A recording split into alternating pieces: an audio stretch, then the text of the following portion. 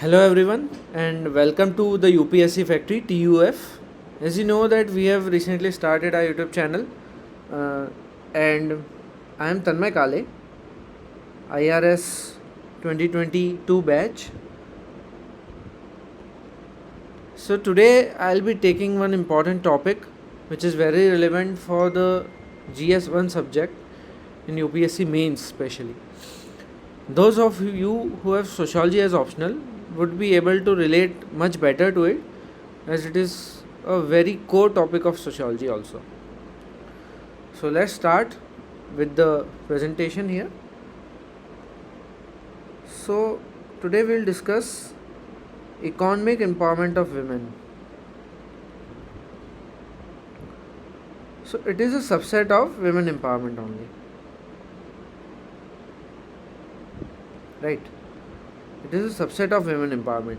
Now you all know that women empowerment has many heads. One is social empowerment, one is political empowerment, one is economic empowerment. Now all these empowerments, all these heads are related to each other. But women's economic empowerment is very much relevant in current scenario as we are growing into a 5 trillion economy. So we can't let one section of population left behind. Otherwise we'll never be able to reach equitable development in future. That's why women economic empowerment holds great significance in today's generation. So what exactly is women's economic empowerment? Now we all know that women make enormous contribution in the economy. So whether it is business or unpaid work, mainly the contribution is there in the unpaid work section, as we know. So now when we talk about economic empowerment, we'll be talking how that unpaid section can be turned into a paid section, first of all. Second of all, how one more thing is there, how that unpaid section can be taken as a part of GDP also. So as per the definition of UN Women and other bodies working for women, women's economic empowerment is a transformative process. Why transformative? Because society will be transformed after this, because traditionally women are not economically empowerment. It is a collective process also through which economic system becomes just, equitable and prosperous. So just means justice. Here we are giving economic justice to women, and equitable because the benefits will be shared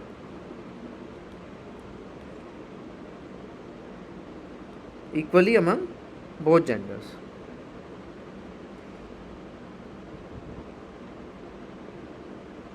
Right? So what the process envisions? The process envisions where a world in which women enjoy their economic and social rights, exercise their agency and power to challenge the inequalities which is lying in the structure, which is lying in the system particularly, and they get a level playing field. There is a very important term in this scenario, because once they'll get a level playing field, then only we can compare women and men. Otherwise, if they don't have level playing field, we can't compare women and men. So I hope that the major idea behind economic empowerment of women is now clear to all. Now we'll move forward to why women economic empowerment is important. Right? But before that, we must know that for this empowerment to happen, what they need is rights. Like rights. Equal rights and access to ownership. This we'll discuss later. Access to ownership and control over resources. Now let's come to why women economic empowerment is important. So first of all, gender equality. What is the issue? So when unpaid work and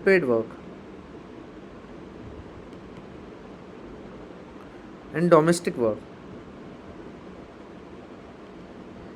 these both terms are used interchangeably. It holds some difference, but let us assume that these both terms are same. Okay.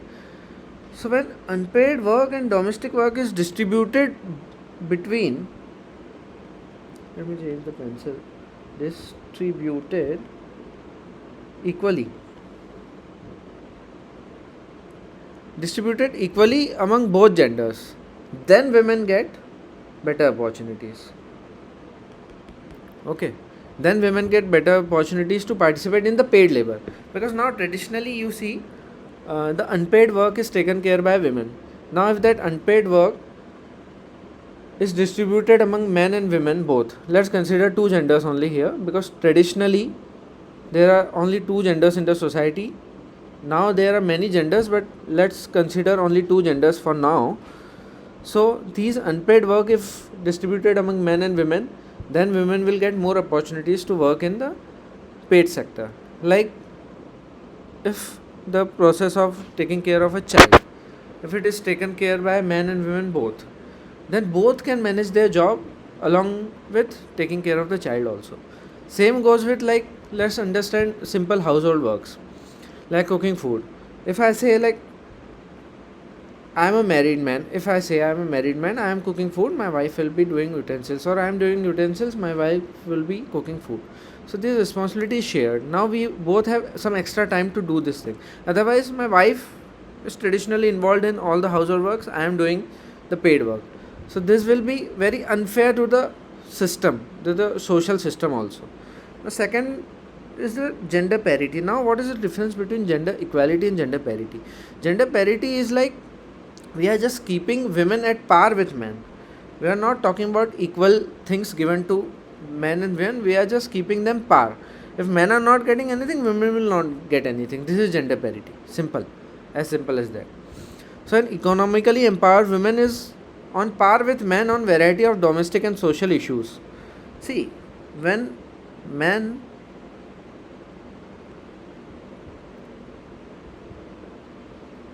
I don't know what is, yeah, okay, let us consider this. Yeah, so when men and women are at par, let's consider at par at income parity. So if income parity is there among men and women, then women and men both, so men to traditionally have this right, then women will also have the right to be engaged in social and domestic issues like management of home, financial management, let's say, right? Financial management of home, voting behavior. You see, voting behavior is a collective behavior in Indian society. So if one family, generally we see that one family votes for a single party, right? There are very less instances where one family, every other person in one family, every other person is voting for a different party. So generally, traditionally, we have seen that man decides who will vote for whom, right? If man had decided that I'll vote for this X party, then the whole, like, man means the patriarch of the house. Patriarch of the house, if they decide that I'll be voting for this party, everyone should vote for this X party, something. So everyone has to follow that, right? And especially women, if they exercise their voting right, they have to exercise it with consultation with the patriarch of the family. Second, child education. If both are at par, then women will have greater say in children education, because generally we see that in a traditional Indian society or traditional family setup, women are more closer to children. It is the structure of society, it is made like that. There is no logical or biological backing behind this, but generally women are more closer to children because of the primary socialization of children which happens to women. This is a term of sociology, we will not discuss it here. So that's why.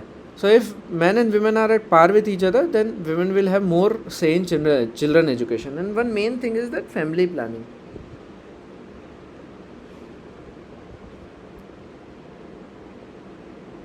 We see why TFR in India was high, total fertility rate. Why it was high? Why? Because women generally don't have control over their family planning choices. If women want 2 children but men want 3, then we'll have 3. It's like that in the traditional Indian society. That's why if women will have a parity with men among different things like income only, then we see uh, if both parents are working, generally TFR in urban areas is also low. Generally TFR in the high class society, or not particularly high class society, I'm sorry for that. uh, when we see the TFR among working parents, where both parents are educated and working, the TFR is low as compared to where disparity is there in terms of income and education. Then the TFR generally goes high. It varies among states also, but it is a trend which is generally seen in the, you know, family health survey which takes place. It is a trend which is generally seen in the society. Now there is also one sustainable development issue. Sustainable development. If women empowerment is not there, women economic empowerment is not there, the development will not be sustainable, because you are leaving half of the population behind in terms of economic development or economic empowerment. So the development will not be sustainable. You can quote SDG here. You know, you can quote SDGs here. You can see which number exactly it is. I am not able to recall. So you can quote SDG here when writing about this. The fourth point is tackling social issues. Okay. So what are the social issues which can be tackled if women is economically empowered? Right. So social structure across the world has put women closer to care economy. As I talked, women are more close to the children. Same thing comes here. Thus, economic empowerment of women leads to greater investment in education and care services. Right? If women are closer to care services and they are economically empowered, then care sector will also increase. Right? So, one social issue will be tackled, that what women were doing for free, they'll do for money. Right? They'll do it. It would be, they can make career in this also. Right? It is seen, like from past 20-30 years, it is seen that care economy is growing. Right? Now it also leads to declining fertility rates, as I talked about. Same fertility rates, है ना? Like it also leads to access to technology to women. Technology, access to technology, right? Then further, it also contributes to ending hunger, right? Women will know what are their nutritional needs, right? When they are educated, when they have income on par with men, they'll know what are their nutritional needs. Right. So they'll be able to end hunger in some way. And same related to hunger only, guaranteeing food security and nutrition, and realizing right to food.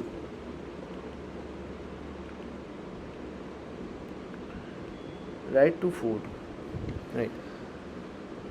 Apart from this, the political participation of women will also increase when they are economically empowered. I think here economically is not written. Econ. Right. So political participation of women will increase. How? Because women have more positive self-esteem, which is important. They are more active than men in community. As we have seen this, you have seen women groups are more active than men groups. In a society, you see if a woman has a group of 20 people, man has a group of 20 people, often they meet more than men do. Like through economic empowerment of women, women will have capacity to speak. Now political power comes from the capacity to mobilize people only. Right. So if they have they are economically empowered, they have more self-esteem, they will be able to speak out, and thus their political development and political participation will also increase. Right. Now we'll look for some examples which shows us why women economic empowerment is very much important in current scenario. So an increase of 11% in women labor force participation in Latin America. This is a case study in Latin America and Caribbean, was linked to investment in education, care services, declining fertility rates, access to technology, as we have discussed here, right? All these points why women economic empowerment is important we have discussed. See, this is because it was done, it was seen that this has happened, right? You can quote this example also, no issues with that. Now there's a very famous trade union in India, SEWA, Self-Employed Women Association. It is a testimony of economically empowered women who formed a trade union to raise the voice of women in the sector and working towards self-reliance. There are 2.9 lakh or 2.9 lakh female based SHGs and entrepreneurs, right, associated with SEWA. It was started by Ella Bhatt in 1972, right? It's a very profound, very famous trade union which works for the women in economic sector, especially in the economic sector. Now, thirdly, the labor force survey, primary labor force survey, right, 2022-2023, it highlights the gap between India's and global average in terms of female labor force participation. The gap is very wide, it's 40%. If I'm not wrong, it's 40%. There's a 40% gap between the female labor force participation in India and the world average, global average. That's why we need women economic empowerment. These are all the reasons why we need women economic empowerment. And despite the provision of women director, these are just some examples. There are many examples also. There are just some of the examples which I am quoting here. You can write many. Despite the provision of Women Director in Companies Act, the effective control still remains in the hand of men only. There is a very big problem in companies. There are women directors, but they don't have any control. They don't go and participate in boardroom meetings. They have no say in day-to-day functioning of the company. This is why women economic empowerment is needed. Okay. Now we'll move to the third head. Right. I'll post the slides so that you can see. Now we'll move to the third head. What are the impediments, barriers? See, there are many. I have made a structure for them. I have combined it in 5. Okay, but there are many. Hundreds or thousands, I would say. Right? There are many impediments in women economic empowerment. We'll discuss few. So first is social structure. How social structure? What is a social structure, particularly if we talk about India? Like, men have control over household, right? Religion, caste. Okay, all the caste leaders generally we see are men only. We have seen very less women caste leaders. Women religious leaders are like almost absent. 1 or 2 only you can name. Access to education, right? In many religion, many societies, still it is seen that women's education is not important. Generally, we have seen educated people talking that if women are educated, there will be problem in households. We have seen this from the mouths of very educated people. So these are type of some social barrier in the social structure.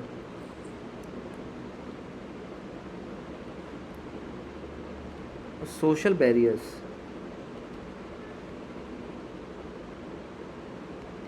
Right, social barriers. Then second most important from the point of sociology also and in general also is control over means of production. Karl Marx has talked about means of production. We study it in sociology. But in general, what is the control over means of production? So men have control over means of production in terms of majority power position in the factories and companies are now occupied by men. despite representation of women, despite the effective control, despite representation of women, there we see that effective control is still in the hands of men. Means of production if is controlled by men. Men decides what is to be made in factory. Women is consumer. Women has been given the role of consumer in this economy.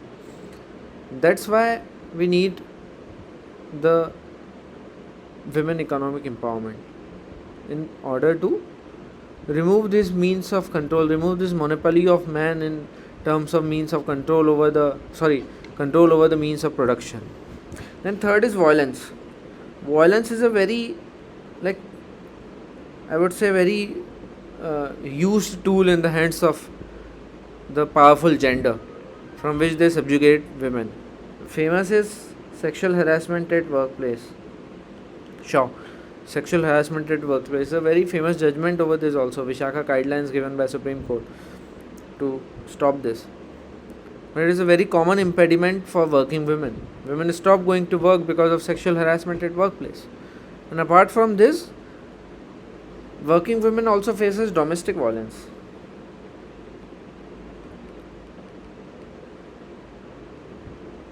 Because of ego clash. Ego clash with men. Right. This point to be noted here. Then one more impediment is ungendered workplaces. What do you mean by gendered workplaces and what is ungendered workplaces? So if, like, in my office there are 3 women working and 3 men working and only a male toilet is there. There is no ladies toilet or it is in very bad condition. Then this will be called an ungendered workplace.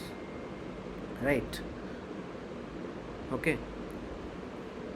Then the lack of availability of creches for the lactating mother, lack of hygienic toilets, right? Changing rooms, lack of changing rooms in the offices. This hinders the participation of women. Right? Hinders the participation. Then the last is the glass ceiling, which is not visible. It's not visible why it is happening, but it is very, very, very much relevant. The thing is reluctance in hiring. There was a study by Young Women's Trust in London. It was seen that the HRs, they prefer more men for important positions.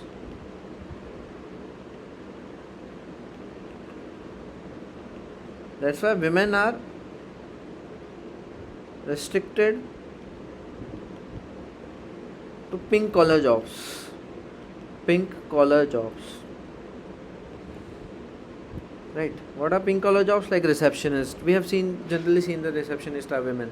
Pink collar jobs, care economy, everything this comes in pink collar jobs.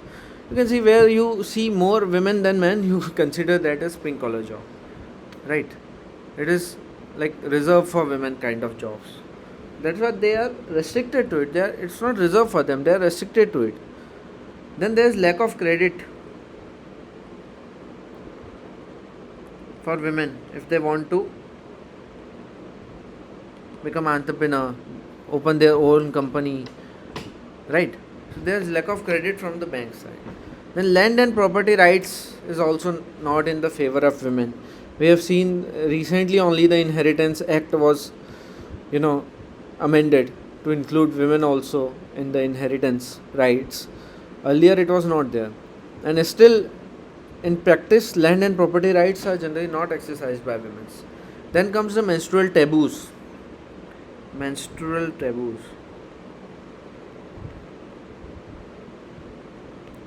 Right. Menstrual taboos are there, because of which women are not allowed to work, or they themselves don't come to work. There was a very famous case in Bihar in the 90s where women demanded a period leave. And I think the concept of period leave should be there in order to incentivize women to work, right? In order to incentivize women to work. Okay. Then the dropout ratio. One of the last thing which I mentioned here is dropout ratio. I'll give you a personal example. In my class, the ratio of men to women in higher education, college, was like 30 to 70. 30 women to 70 men kind of ratio was there. Generally seen that in higher education, the ratio of men and women, the ratio of girl and boy is very less. It is because after 12th or after 10th, women are made to drop out of the school, of the education. This hinders their further participation in the economy in the future. Right. Now we'll talk about some schemes, affirmative actions and schemes of government of India mainly. We'll go through it very fast. It's like only mentioned here. We'll don't have to discuss much about it. We'll discuss little, and then we'll go to way forward. Okay. So there are some affirmative actions and schemes by the government of India. First of all, the new labor codes. It is more inclusive. More inclusive. Gendered workplace.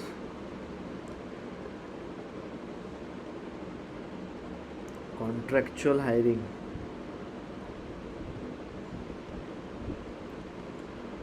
Women rights. Right. Like that, there are many issues which are addressed in the four new labor codes. We'll discuss these codes someday.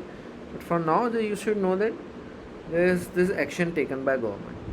Now, government has also established maternity leave, especially in child care policies through Maternity Benefit Amendment Act 2017. I think there's 6 months of leave given to women. You can correct me in the comments if I'm wrong. So these are some affirmative actions.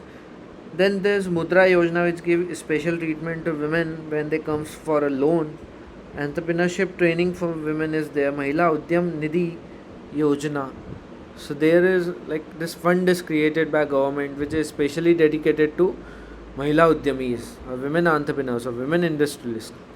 And recently our PM has also mentioned that about Lakpati Didi scheme. Lakpati Didi scheme is a scheme of MORD, SHGs. SHGs are empowered to create Lakpati Didis, women with annual income greater than 1 lakh. Right? It's a very good scheme. Then recently, there was an amendment.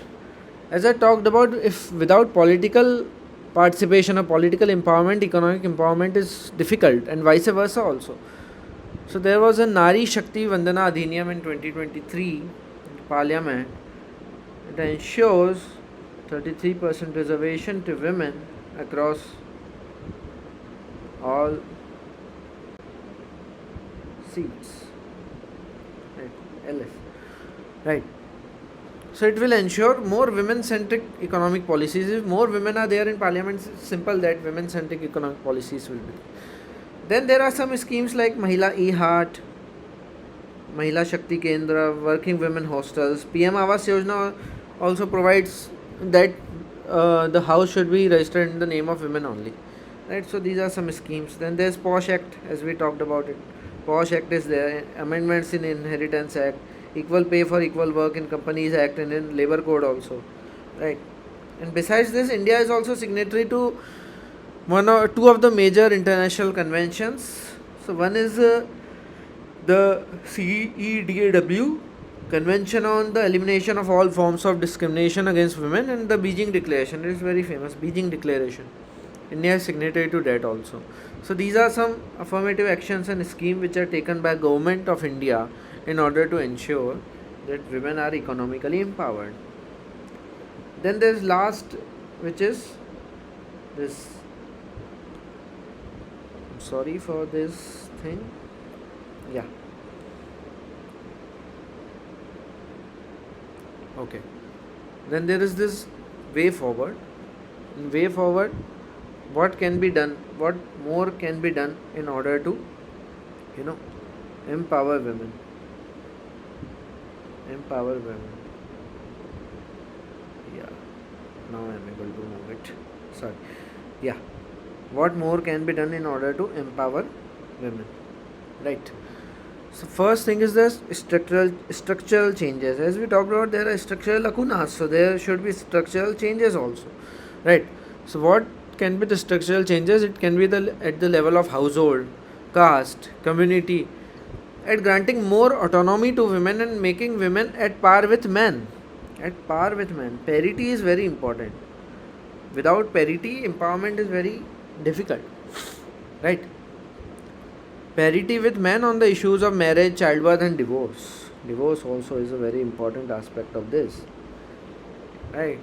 If a husband does not letting her wife to work, then she should have all the rights, she should have all the power to divorce him, right? Or to discuss it at least. And if it does not lead to anything, then divorce.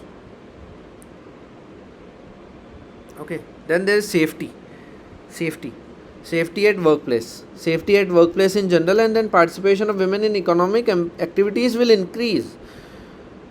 Right? If there is safety, like there is a girl who wants to go to work from a village to city. She is worried about safety.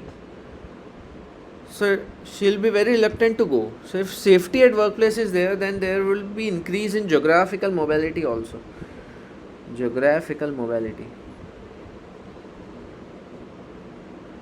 Geographical mobility of women. There will be increase in geographical mobility of women. If there is safety at workplace, safety in general in the society also. If women feel safe, they'll move. Right? There will be mobility, horizontal, vertical mobility also. They'll move up in the hierarchy. They'll move up from a village to a city because they feel safe. Then access to skilling. Under Skill India Mission, the ITIs currently only 17% ITIs caters on to women only. To women only ITIs. Like only 17% ITIs are women only ITIs. It should be increased. Should be increased more so as to give skill to women in order to ensure their participation in the economy. Then gendered workplaces. As I talk about ungendered workplaces, the reverse of that is gendered workplaces. Hygienic toilet, crashes, right? Common room, where women can talk about the issues also, right? They can talk about the issues at workplace with their colleagues in a common room somewhere with the women colleagues. It would be very easy. Now there are some companies in which sanitary napkin vending machine is there. There is a very good initiative by some of the companies in Bangalore, I guess. Right? The sanitary napkin vending machine is there in the office itself. So it would be very easy to tackle the menstrual taboos. It would be very easy for a woman on period who does not have pain to work. They'll have sanitary pads at the workplace only, right? It's a very good step taken by some companies, right? And the last is the breaking the glass ceiling, right? Breaking the glass ceiling. So if the glass ceiling which is not visible, the invisible barriers to women are broken. How can it be done? Proper implementation of Companies Act, intra-company parity in hiring. Like if you are hiring men for a position, and if women is equally qualified, that women can also be hired for the same position, right? Generally, it is not done. It should be done in order to ensure the economic empowerment of women and equal pay for equal work. And the equal pay for equal work and gender equality in the boardroom meetings. Boardroom meetings.